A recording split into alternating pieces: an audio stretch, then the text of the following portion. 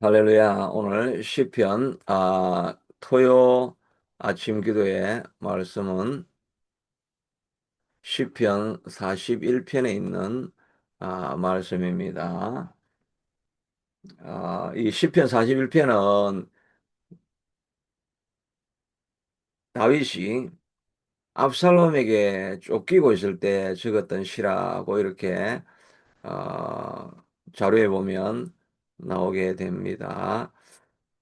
다윗이 압살롬에게 쫓길 때 성경에는 병이 들었다라고 하는 기록은 다른 데는 되어 있지 않지만, 그러나 뒤에 나중에 구절에 보니까 내가 신뢰하며 내 떡을 나눠 먹던 나의 가까운 친구도 나를 대적하여 그의 발꿈치를 들었나이다. 이것은 이제 압살롬을 도우던 아히도벨의 배신에 대한 이야기지요. 아히도엘을 아끼고 성중에서 같이 희락을 같이 하고 동고동락했던 사람인데, 어느 날 갑자기 마음이 변해가지고 압살롬이 일어난다고 하니까 그 어리석은 압살롬에게 편이 되어가지고 다윗을 죽이려고 전략을 짜던 사람이 있었죠. 바로 이 아히도벨을, 예, 배신에 대한 그런 이야기들을 이렇게 여기에 기록해 놓고 있다라고 이렇게 학자들은 보고 있고, 또 다윗이 그 압살롬이 쫓기면서 병들어 있던 그런 모습들을 앞에서는 이렇게 기록해 주고 있는 것입니다. 그러니까 쫓기고 병들고 친구들은 배신하고 이런 상황에 빠져 있을 때 부른 다윗의 노래라고 할 수가 있습니다. 우리도 이 땅을 살아가다 보면 세상이 우리를 배신할 때가 많이 있는 것을 보게 됩니다. 내가 수고하고 열심히 일했지만 오히려 열매가 나타나지 아니하고, 내가 수고한 것을 다른 사람들이 다 갈취해 가 버리기도 하고, 또 내가 신뢰하면서 같이 동고동락하며 같이 지냈던 사람들이 갑자기 어, 그 비수를 우리에게 돌려서 우리를 공격하고 이럴 때 정말 마음이 무너지고 절망하고 낙심하고 이를 그럴 때가 많이 있죠. 그러나 그때에도 다윗은 하나님을 의지하고 하나님 앞에 나아갔다가 오히려 그런 위기 가운데서 다시 일어서는 힘을 회복하는 것을 보게 됩니다. 우리가 요즘 회복 탄력성, resilience라고 하는 그런 단어를 많이 쓰지요. 회복 탄력성이 중요하다. 뭐 좋은 학벌을 가지고 스펙을 가지고 뭐 이렇게 이런 것이 세상을 이기게 되는 것이 아니고, 이제는 회복 탄력성이 가장 중요하다라고 이야기합니다. 사람들이 뭐 아무리 똑똑하고 훌륭하고 저기 뛰어나다 해도 이 세상이 뭐 그렇게 호락호락하지 않으니까 반드시 누구나 넘어질 때가 있습니다. 누구나 다 자빠질 때가 있고 쓰러질 때가 있습니다. 그런데 성공하는 사람들은 실패를 안 하는 사람이 아니라 넘어졌을 때, 자빠졌을 때 일어서는 사람들, 그 사람들이 결국은 성공하게 되더라 하는 것을 사회에서 보게 되고, 그래서 회복 탄력성, 넘어섰을 때 이 탄력적으로 일어설 수 있는 사람, 리질리언스, 아주 버티고 이렇게 견뎌내는 사람들, 그런 사람들이 되어야 사회에서 성공할 수 있다. 그래서 그것이 그 이제 고용주들이 다른 사람을 바라볼 때 고용할 근거가 되는 거죠. 그래서 인터뷰할 때 그냥 뭐 어떤 학벌을 가졌습니까? 이런 거 보는 것보다 요즘 학력이 뭐 그렇게 중요한 건 아니죠. 지금은 이제 아무리 뭐 자료들을 보면 MIT, 하버드, 뭐 조지아 공대 뭐 이런 게 다 나와도 지금은 그 사람들이 제일 일자리가 위험한 사람들이죠. 거의 다 AI가 다 차지해버렸기 때문에 그런 사람들 고학력, 고연봉 이런 사람들의 일자리가 지금 다 떨어져 나가고 있는 것을 보게 됩니다. 그래서 학력을 요즘 물어보지 않습니다. 인터뷰할 때도 당신의 가장 어려운 때가 언제였습니까? 그것을 어떻게 견디고 이겨내었습니까? 그런 것들을 이제 물어보게 되죠. 그래서 우리 부모는 뭐 가난하고 이렇게 했지만은 그 가난한 속에서도 나는 다시 일어설 수 있었고, 뭐 어떻게 어려움들을 극복하고 또 이 자리에 왔다. 뭐 내가 아르바이트도 하면서 어려운 과정들을 지나와서 내가 이 자리에 왔다. 이런 이제 인생 스토리를 들어보고, 아, 이 사람이 정말 어려운 상황에서도 이길 수 있는 사람이구나 하는 것을 알 때 그 사람들 채용하고 그런 사람들이 또 있는 분야에서 승리하게 된다고 하죠. 그러니까 우리도 회복 탄력성, 리질리언스가 있는 사람이 되어야 됩니다. 우리에게 끊임없이 예상할 수 없는 그런 어려움들이 닥쳐오죠. 갑자기 우리를 돕고 있던 사람들이 등에 칼을 꽂고 배신하고 떠나가는 그런 때, 그걸 한탄하면서 그냥 술이나 마시면서 인생을 원망하면서 그럴 수가 있냐고 이렇게 해서 넘어지는 사람들이 있고, 그러나 또 어떤 사람들은 이렇게 아침에 나와서 기도하다가 주의 말씀을 듣다가 기도하는 자리로 내려갔다가 낙심하고 있는 자리에서 하나님 앞에 기도하면서 다시 일어서는 사람이 있죠. 그런 사람이 세상을 이길 수 있는 사람이 되는 것입니다. 그러니까 우리는 의지할 수 있고 기도할 자리가 있다는 그런 환경에 있는 사람들이 얼마나 복된 사람입니까? 다윗이 바로 그런 사람 아니겠습니까? 다윗이 어려움이 없었던 사람이 아니죠. 끊임없이 사울이 죽이려고 하고 삶과 죽음이 한 걸음밖에 되지 않는 그런 상황 속에 있었고, 바벨론 왕에게 찾아가 가지고 도움을 구하다가 미친 채 하다가 살아나기도 하고, 시글락에 또 있다가 갑자기 아말렉이 와가지고 전 가족과 처자가 다 망하게 다 포로로 잡혀져 가게 되고, 주변에 자기가 그렇게 자기가 먹이고 입히고 살렸던 이 환난당한 자 빚진 자 원통한 자들을 모아가지고 살려주었더니 자기 처자가 다 잡혀간 것을 보면서 다윗을 다 일어나 가지고 쳐 죽이려고 하는 이런 위기 상황을 끊임없이 만나게 됩니다. 그러나 다윗은 그렇다고 해서 망한 사람이 아니죠. 하나님 앞에 기도하면서 끊임없이 하나님의 도움을 구하다가 극복하고 일어난 사람들이 되는 것 아닙니까? 회복 탄력성, 리질리언트한 이런 성품을 가지고 있는 사람이 되니까 결국은 그를 하나님이 그를 높여주는 상황이 일어나게 되는 거죠.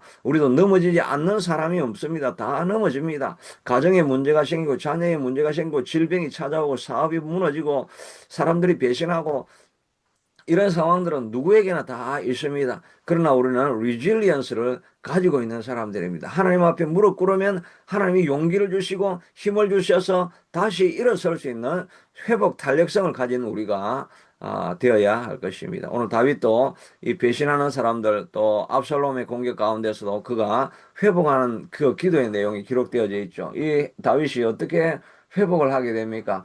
그는 맨 처음에 말하기를 가난한 자를 보살피는 자에게 복이 있으며 재앙의 날에 여호와께서 그를 건지시리로다. 여호와께서 그를 지키사 살게 하시리니 그가 이 세상에 복을 받을 것이며 받을 것이라. 주의 그의 원수들의 뜻에 맡기지 마소서. 이거는 뭐 가난한 자를 도와주는 사람은 복을 받을 것이다. 이 이야기가 갑자기 압살롬에게 쫓기면서 왜 이 이야기를 갑자기 적겠습니까? 이거는 가난한 자를 도와주는 자가 복을 받는다 이 말을 하려고 하는 것이 아니라, 내가 지금까지 어떻게 한 것을 하나님이 아시고 계시지 않습니까? 내가 가난한 자를 돕고 억울한 자, 원통한 자, 환난 당한 자를 내가 어떻게 도우며 지금까지 살아온 것을 알고 있지 않습니까? 내가 부활 때도 그것으로 내가 누리지 아니하고 베풀어주고 나누어주고 어려운 자들, 환난 당한 자들을 도운 것을 하나님이 아시고 있지 않습니까? 그러니까 내가 가난한 자를 도운 것을 기억해 달라고 하는 그런 기도로 시작을 하고 있는 것입니다. 하나님 앞에 헌신하고 하나님 앞에 수고한 내가 망하면 하나님의 이름이 어떻게 되겠습니까? 이런 의미로 그가 환난 당한 자리에서 하나님 앞에 구하고 있지 않습니까? 가난한 자를 보살폈던 나를 기억하여 주시옵소서. 재앙의 날에 여호와께서 그를 건지실 것입니다. 여호와께서 그를 지키사 살게 하시고 그에게 복을 받게 할 것입니다. 라고 말하고 나서 바로 그 다음에 주여 그를 그의 원수의 뜻에 맡기지 마소서. 이렇게 자기의 과거에 헌신했던 것을 기억해 달라고 하나님 앞에 부르짖으면서, 하나님이여 내 원수가 나를 지배하지 못하게 맡아주시옵소서라고 간구하는 모습을 보게 되는 것입니다. 그러니까 우리가 평소에 하나님의 뜻을 따라서 가난한 자를 돕고 연약한 자를 이렇게 세우려고 하고 다른 사람을 위해 헌신하고 봉사했던 그 내용들, 또 하나님 나라를 위해서 교회를 위해서 섬기고 헌신했던 일들, 하나님께서 결코 잊지 않으시는 것입니다. 우리가 쌓아놓았던 기도가 그 당시에는 응답이 안 되는 것 같지만, 그러나 오래전에 해놓았던 그 기도가 오늘도 우리를 살리고 가고 있는 것입니다. 기도가 응답되지 않는 것이 아니라 우리가 드리는 모든 기도는 하나님 앞에 기도의 잔에 보관되어져서 하나님 앞에 다 상달되어 지게 되는 것입니다. 저도 때로는 어렵고 힘들 때 기도하면 하나님, 옛날에 우리가 고등학교 때 그렇게 산 기도하고 철야 기도하고 그 한국에서 섬겼던 그런 열심으로 섬겼던 그 기도를 하나님이 기억하여 주시지 않으시겠습니까? 기도한 기도는 땅에 들어지지 않는다고 하나님 말씀하지 않았습니까? 그 기도를 기억하여 주셔서 우리를 환난에서 벗어나게 해 주시옵소서라고, 이렇게 우리가 때로는 기도할 수 있는 근거가 있는 것입니다. 우리가 쌓아놓는 기도는 결코 떠나가지 않습니다. 아침마다 이 자리를 지키며 하나님 앞에 나와서 기도하는 기도는 하나님께서 잊지 않으시고 기억에 주신다 하는 것을 기억하면서, 다윗도 나의 삶을 기억하셔서 나를 구원해 달라고 하죠. 히스기야도 자기가 죽을 병이 걸려서 너가 다시는 이 침상에서 일어나지 못하고 죽을 것이라고 이사야가 선포하고 나아가니까 그가 벽을 향하여서 기도하면서 하나님이 내가 정의와 공의를 행하며 하나님의 뜻을 이루기 위해서 눈물로 기도하였고, 또 정직함으로 하나님 나라를 통치했던 것을 기억해 달라고 히스기야도 기억하지 않습니까? 쌓아놓았던 그 기도가 있으니까, 하나님을 위해서 헌신했던 헌신이 있으니까,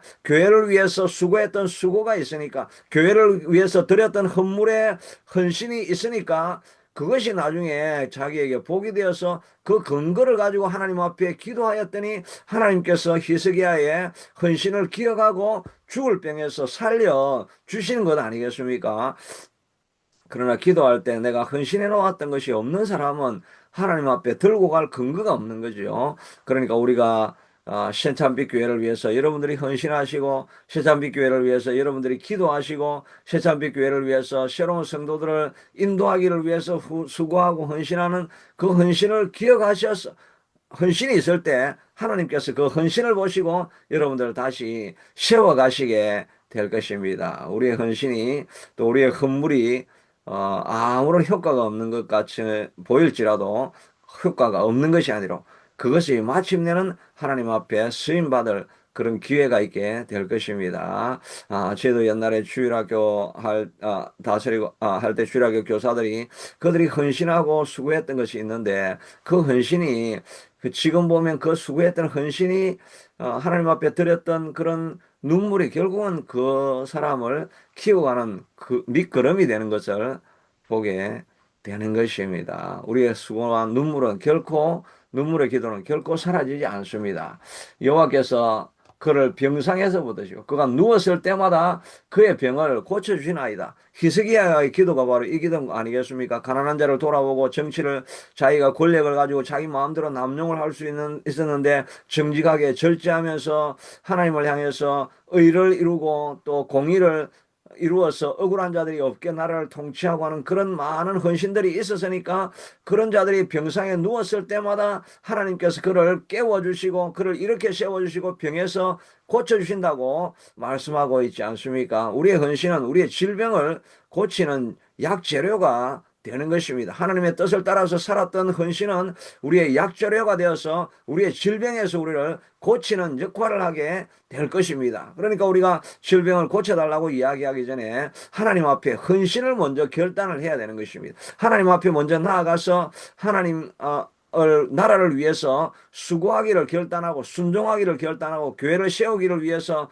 밤낮으로 눈물로 기도하고 하는, 그것이 다 약재료가 되어서 병을 고치고 질병에 침상에 있을 때마다 일으키는 도구가 된다라고 말씀해 주시고 있지 않습니까? 내가 말하기를 여호와께서 내게 은혜를 베푸소서, 내가 주께 범죄하였사오니 나를 고치소서. 자기의 이 어려움 상황 속에 있을 때 다윗이 하는 것은 자기의 죄를 회개하는 것입니다. 우리가 어려움이 생기고 환란이 생기면 환경을 탓하고 다른 사람을 탓하고 나를 배신한 저 원수를 탓하고 이렇게 하는 것이 아니라 우리가 제일 먼저 해야 될 일은 나의 죄를 회개하는 것입니다. 내가 하나님 앞에 경건하게 살지 못했던 것이 무엇인가? 내가 참으로 헌신하지 못했던 것이 무엇인가? 내가 하나님 앞에 마음으로부터 범죄한 것이 무엇인가? 내가 정결하지 못했던 것이 무엇인가? 나의 허물을 자꾸 바라봐야 됩니다. 그걸 하나님 앞에 다 고백하면서 고쳐나가기를 나아야 하는 것입니다. 하나님께서 우리를 사용하시려고 할 때 우리를 죄를 회개하고 정결한 사람으로 만들어 가려고 할 때 우리를 고난의 자리로 이끌어가지 않습니까? 때로는 배신의 칼을 들어서 우리의 등을 찌르는 이런 사람들을 하나님께서 허용하시는 것입니다. 이 허용을 하는 이유는 그걸 통해 가지고 우리의 죄를 고백하고 우리를 정결하게 만들고 고통스럽고 아프니까 하나님 앞에 나와서 기도하면서 우리의 죄를 회개할 때 우리가 점점 더 정결한 자리로 나아가려고 하게 하는 도구로 사랑과 환경과 질병을 사용하시는데 우리가 질병을 탓하고 환경을 탓하고 사람을 탓하고 그렇게 해가지고는 아무런 변화가 일어나지 않고 회복이 일어나지 않죠. 그런 일이 있을 때마다 하나님이 내 죄를 회개합니다. 하나님 내가 더욱더 헌신하지 못하고 하나님 나라를 섬기지 못하고 우상을 섬기고 세상 재물을 섬기고 자녀를 섬기고 자녀가 우상이 되고 이런 일들이 우리에게 있었던 것을 내가 회개합니다라고 하는 도구로 삼고 그걸 회개하기 시작할 때 우리가 회복되어지는 역사가 일어나는 것 아니겠습니까? 다윗은 자기의 이 범죄하였던 것을 회개하면서 하나님 앞에 회복을 위해서 기도하고 있습니다. 그리고 5절부터 9절까지는 다 나를 배신한 사람들의 이야기입니다. 나의 원수가 내게 악담하기를 어느 때가 죽을꼬 언제 없어질까? 나를 보러 와서는 안부를 물어보러 왔다고 해놓고 그의 중심을 악을 쌓았다가 이 다윗이 병들었다 하는 것을 온 땅에 선포해서 지나가는 모든 사람들이 나를 수군거리고 악한 병이 들었으니 이제 눕고 그가 다시 일어나지 못하리라. 병들었는데 정말 아픈 상처에 소금을 뿌리듯이 다윗이 병들었다 하더라. 곧 얘가 죽게 될 것이다. 라고 하면서 악담을 퍼붓는 것입니다. 가까이 떡을 함께 나누던 내가 신뢰하던 사람들까지도 이제 떠나서 다윗이 병들었고 이제 힘이 없으니까 뭐 다윗을 의지할 게 뭐가 있냐 그러면서 나가가지고 이제 다윗을 배신하고 다윗의 원수들과 짝짝이가 되어가지고 다윗을 멸망시키려고 하는 이런 소문들을 듣게 되니까 정말 상처에 소금을 뿌리는 것 같은 그런 고통이 막 일어나게 되지요. 세상은 이렇게 되는 것입니다. 이것은 사람이라고도 하고 할 수도 있고 사단도 우리에게 끊임없이 이렇게 우리의 마음을 고통스럽게 만드는 일을 하고 있습니다. 그러나 다윗이 고백하기를 내게 은혜를 베푸소 나를 일으켜서 내가